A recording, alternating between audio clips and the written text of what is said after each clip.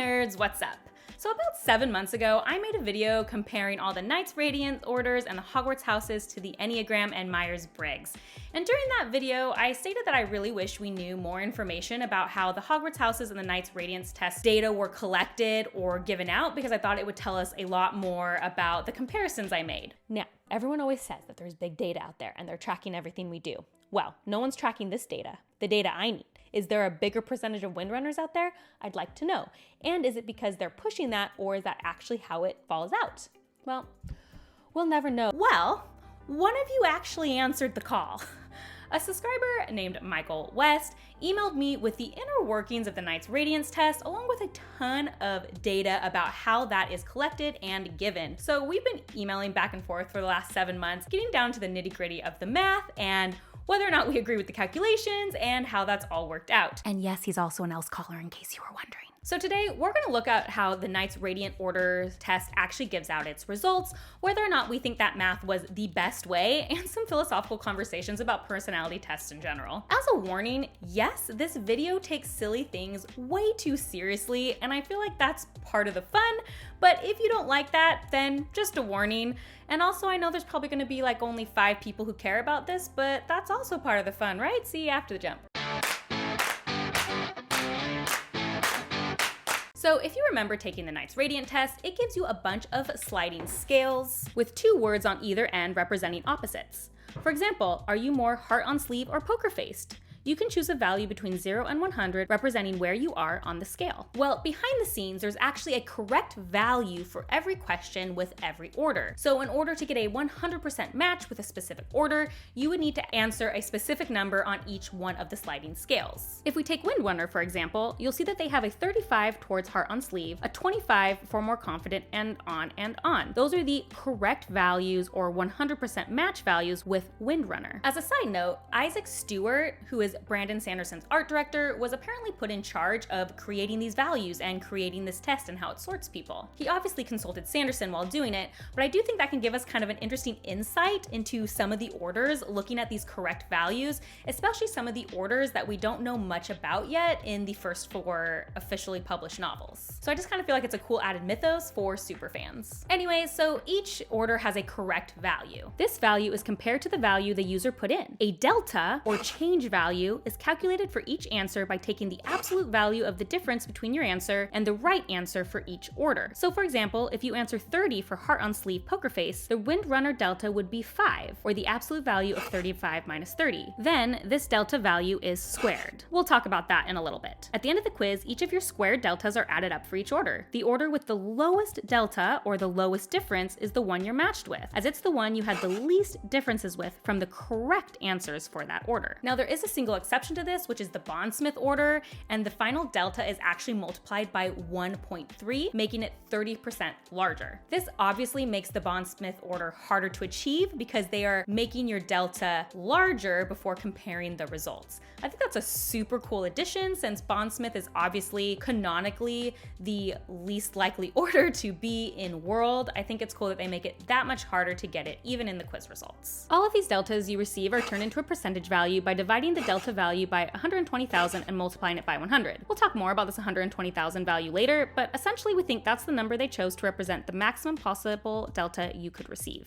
On a side note, it's interesting to mention that when we ran thousands of simulations on getting random results from this quiz, Windrunner and Willshaper were the results that were most often given. Now, this is interesting because it does feel a little bit supported by lore. We know that in general, Windrunners tended to have the most squires, and we know that Willshapers tended to be the most diverse of all of the orders. Now, while we couldn't find anything directly in the math, like with Bondsmiths, to justify this, we did notice that both Windrunners and Willshapers had the least extreme values on the sliders, and in general, we've made the hypothesis that quiz takers are less likely to choose extreme values on these sorts of questions, and thus probably naturally had smaller deltas when dealing with those 2 orders. That's just a theory, but I thought it was interesting and wanted your guys' take on it. Anyway, cool, right? Now we know how the Knights Radiant test works, and weirdly, we get some extra lore behind it, I feel like, and I feel like I even got to understand the Knights Radiants in the books just a little bit better. Okay, this next section is where I might lose some of you.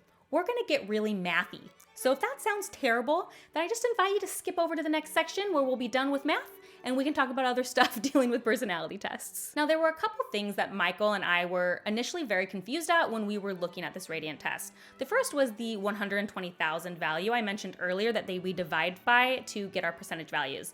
We just could not come up with why they chose that number. No amount of math we did ever got that number perfectly. We ended up deciding it was kind of like a random choice based on some estimations we made. The other question is why we were squaring the deltas rather than just keeping the deltas as is. Eventually, we decided that maybe they were just squaring the deltas to get a bigger differentials between the percentages, as obviously when you square the deltas, the differences get exponentially bigger. So for example, a small delta of 3 gets squared to 9, while a larger delta of 30 gets squared to 900. So we get exponentially bigger there. Or we theorized that perhaps they were trying to emulate a standard deviation, which is a tool in statistics, without actually using a real standard deviation. For those not familiar with statistics, a standard deviation is a value you can calculate that indicates how much something deviates from a group as a whole. Obviously, by this definition, you can see how that would relate here. As far as the 120K, Isaac Stewart, if you're out there and listening, please let us know how you got this number. We never quite got there. Look, as I stated, Michael and I are both ELL scholars, so we couldn't help wanting to dig in just a little bit more. We wanted to try out some different math concepts.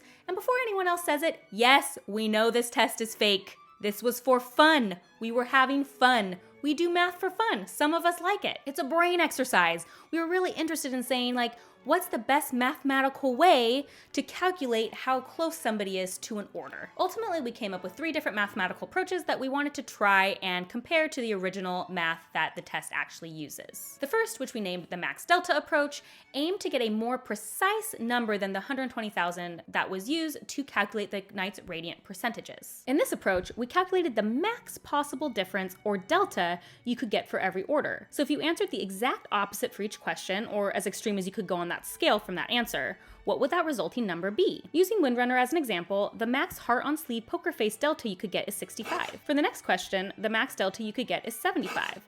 On and on and on, and we added all of those up to get the max difference you could get from each order. This is the sum we used to calculate percentages, and it was obviously different across all orders instead of using the same number for each order. We recognize this complicates things a bit, but we felt it was slightly more accurate. The next approach we tried, we called the max standard deviation approach. In this method, we calculated an actual standard deviation for input answers by comparing your delta to the perfect match instead of using a mean. Then, to calculate percentages, we compared that standard deviation to the max standard deviation you could get for each individual order. As I don't want to go into standard deviation calculations here, I'll leave it at that. The final approach we used, I'm not going to talk about much because ultimately we discarded it pretty early on as we didn't favor it mathematically. It was using a single Knight's radiant order value while also using the standard deviation, so it was kind of a mix of both approaches, but we didn't really like it. Something I'll also mention that we noticed through our multiple testing is that in the original Knight's radiant test, you can actually get negative percentage matches on a Knight radiance order. Like you could be negative 10% bondsmith. We didn't like that personally, so one thing we built into our calculation was a way to put anything that was negative to 0, because we felt that like 0% of a Knight's radiant order made more sense than a negative percentage of a Knight's radiant order. The most interesting thing I think we discovered while comparing these results, and we figured it out pretty quickly, is that oddly enough, the math wasn't actually the most important thing when we were comparing. I think when creating a quiz like this, appearances matter a lot. The best example I have of this is in that third approach I talked about that we didn't end up using, because it created answers that ended up being very close together percentage-wise and didn't have very much variation, and they also tended to be all very low. So for example, your highest order would be like a 45% match, and then the orders beneath that would only be a couple percentages less than that 45 value. The problem with this is that it doesn't feel good. When I take a Knight's radiant order test, I don't want it to tell me basically, well, I guess you're not a radiant because you got like a 40% match on your highest match. Now this sounds silly, but I went to Instagram and asked my Instagram followers about this and asked that if it would bug them, and about 50% of you said that it would bug them. Although I do think these results are a little skewed, because I did get several messages in my DMs about how they were too embarrassed to say that it would bug them, though it actually would bug them. And also many of the respondents that chose that it wouldn't bother them, I noticed were people who had not read the Stormlight Archive or were not fans of the series. So I do think this is a little skewed less, and that actually maybe more about 60% of the voters would care. Now, that isn't huge, but it is a significant portion that would be slightly bothered if they took a fun quiz and it didn't really work out. And I think that kind of matters. I think people enjoy taking this stuff and they want a definitive answer. They want something they can connect to. And that math, whether or not it was correct, it wasn't presenting a good front of a quiz. These are meant to increase joy and be for fun. So I do think appearances matter. We ended up actually setting up a sandbox where you could test all of the different mathematical approaches we came up with against the original simultaneously. I'm gonna leave the link for this below so that you can try it out too if you want to be involved in the experiment. This was a really fun experiment to test the limits of the test quickly. What happens when we do perfect matches? What happens when you do all extremes? So do you guys wanna feel like Navani during Rhythm of War? Then you can go check out that website and experiment and kind of figure out what you like for yourself. I think ultimately, Michael and I settled on the max delta approach we came up with as our favorite method because it was close to the original method that was used, but just slightly more accurate in our opinions. Not that we think so much of ourselves. However, there is something to be said about the original approach, which does tend to give larger differentials between the percentages, which we already said forward-facing was important. I just don't think the differences were enough to really matter. But that is a consideration and maybe why they chose that random number in the original approach. Again, Isaac Stewart, if you're watching, let us know. Now, there are some things we still don't know that I really wish we could know, and those are the things I brought up in my original video. Now, Michael did end up pulling all the results from the Kickstarter because those were made public, like how many people ordered which type if they did the extra tier where you got like order-specific merch. And I had originally said I'd really love to know the Knights Radiant Order test data and how that breaks down. Now, this Kickstarter data isn't really that helpful because unfortunately, we don't know if people picked the order they got in the test or if they just picked the order of the art they like most or just picked the order that they were most interested in or their favorite character was in. The data isn't quite as interesting to me as that Knights Radiant Order data just from the test itself. We also have this issue where readers in general probably tend to coalesce to certain personality traits and certain orders, which is something I really noticed when I did my original video because there were so many else callers and truth watchers and so many of the same like Enneagram types, because I think like if you're a huge fantasy fan, there's probably some personality traits that we share in common. So again, I would love just like lots of random people to take the test and see what happens. You might be like, why is this interesting to you? I don't know. It's just something I always think about with these kind of quizzes and how it's so fun, but also just never really gives us the demographics if these things were real. I get that they're not real, it's just an interesting brain thought. Which leads me into my next thing, which is just the psychology of personality tests. Now, look, we are doing a deep dive on the Knights Radiant test order because that's what I have the most data on right now. And it's fun because this is a fantasy channel and I love Sanderson. Do you think a lot of these concepts actually extrapolate into famous personality tests as a whole? There are so many of them. We have the Myers-Briggs, we have the Enneagram, we have the color test, and a million others I'm sure I'm forgetting. And the thing is, like, people put a lot of stock into these personality tests sometimes, even companies. I have seen companies have their employees go through very rigorous like personality testing and get like 30-page results on what they are and what that means. Like they sometimes have real world consequences and applications. The most fundamentally interesting thing to me about personality tests is that they actually take technically a lot of self-awareness. There is some unknown delta between who we think we are and who we actually are. For some of us, that delta may be very small. We may know how others perceive us, we may know who we actually are.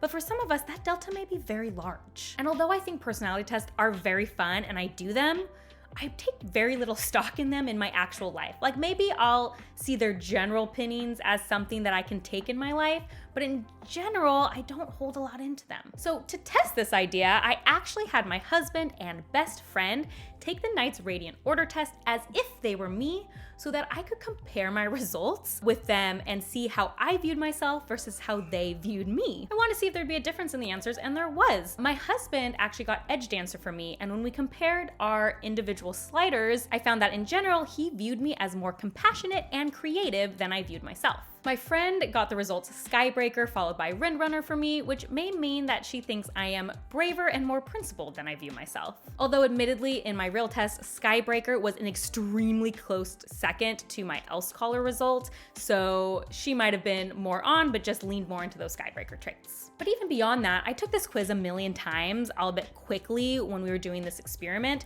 and I didn't always get Else Caller. Sometimes Skybreaker was first, sometimes other things, because also personality tests rely a lot on how we're feeling about ourselves in the moment. And especially on a slider, like just the smallest differences in how we're feeling that day could make a big change on those end results. Now, does what I get on the Knight's Radiant Order test matter? No, but I do think the psychology of that has wider implications in our world and is just something very interesting to think about in general. And it's kind of one of the conceits of these quiz is that how would it actually be if we could live in the world of Stormlight Archive? And, who would we be actually there? I just think that's always a very interesting thought process. Because who we actually are and the ideals for who we want to be may not always perfectly match up. Anyway, I actually found the way we calculated the Knight's Radiant Order test to be super fascinating and a great look at some extra lore. Please let me know if you end up playing around with the sandbox and let me know your results and anything you find, as well as any ideas on tweaking some of the math that we came up with. Also, if you do the experiment and have any of your partners or friends or family members take the Knight's Radiant quiz as if they were you, please tell me about the differing or same results and what you think that means, how they view you versus how you view yourself. I'd be super interested to get more data on that. And finally, what are your thoughts on the psychology of personality tests? Do you love them? Do you think they tell you a lot about yourself? Or do you feel like they don't really mean anything? Let me know. I have to interrupt this video real quick because I just do not think I thanked Michael West enough for his work in making this video. This was so much fun and I am so grateful to Michael for reaching out to me with all of this data and also being the person who completely made that sandbox that I linked to in the description box. So all of this is because of him. He did most of the work. He did most of the discovery and I am so grateful for my subscribers who are as interested in nerdy stuff as I am. So thank you, Michael. And as always, if you like these silly kind of deep dives, please like and subscribe. That is the best way to support me. And if you want to see what I'm currently reading as well as other nerdy rants, you can check me out on Instagram at bookborn.reviews. I'll see you next time. Bye.